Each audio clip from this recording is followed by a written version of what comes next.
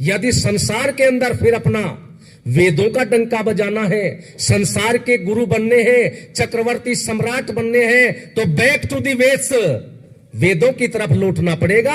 और नहीं तो ऐसे ही होता रहेगा और यहां फिर यही होता रहेगा, भारत तेरे टुकड़े होंगे। और मैं ये कहता हूं, जिस दिन ये देश वेद के रास्ते पर चल जाएगा, भारत के टुकड़े कहने वालों के ही हो जाएंगे। राम मंदिर बन रहा अयोध्या के अंदर, कुछ सिर फिरे जिहादी लोग क्या कहते हैं, भाई बढ़िया सा ही बना लियो, फिर हमारा ही कब्जा होगा। और सारे चुप। और आज भी कुछ लोग कह देते हैं, पता नहीं आप भी कह देते हैं, नहीं कहते तो सुन तो लेते ही होंगे, राज तो मुसलमानों का ही आवेगा। सुन लिया होगा, क्यों आएगा? अरे ऋषियों की संतान है ये, भगवान श्री राम, भगवान कृष्ण जी की, शिव जी महाराज, वीर हनुमान की संतान है ये। ऋषि दयानंद का देश है। वो गया जमाना जब था, अब नहीं होगा। अब तो प्रत्येक बच्चे के अंदर सनातन धर्म का रक्त हिलोरे लेना प्रारंभ कर दिया है। अभी कुंभ का मेला चल रहा है।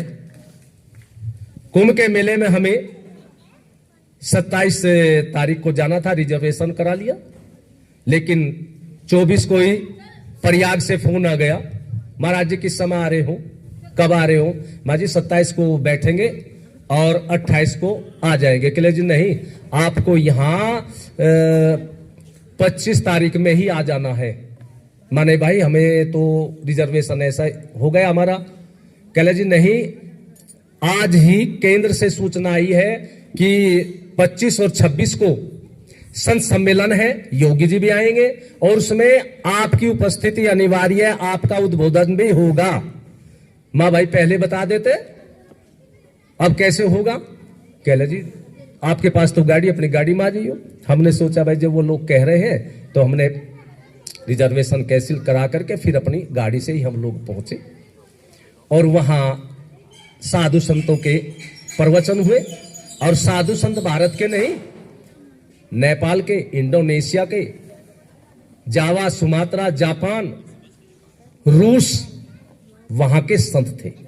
लेकिन वो बाहर के जो संत थे वे बौद्ध मत के मानने वाले थे।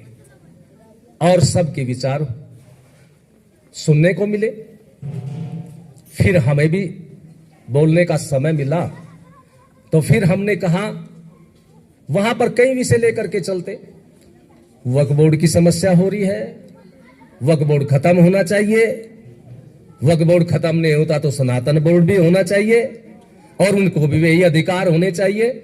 हम भी सुनते रहे। फिर हमारा जब नंबर आया, हमने कहा हमें वक्फ बोर्ड बंद नहीं कराना है, वक्फ बोर्ड भी चलता रहे, सनातन बोर्ड भी नहीं चाहिए, हमें गौ हत्या बंद भी नहीं करानी, हमें जो समस्याएं बता रहे हैं वो नहीं करानी।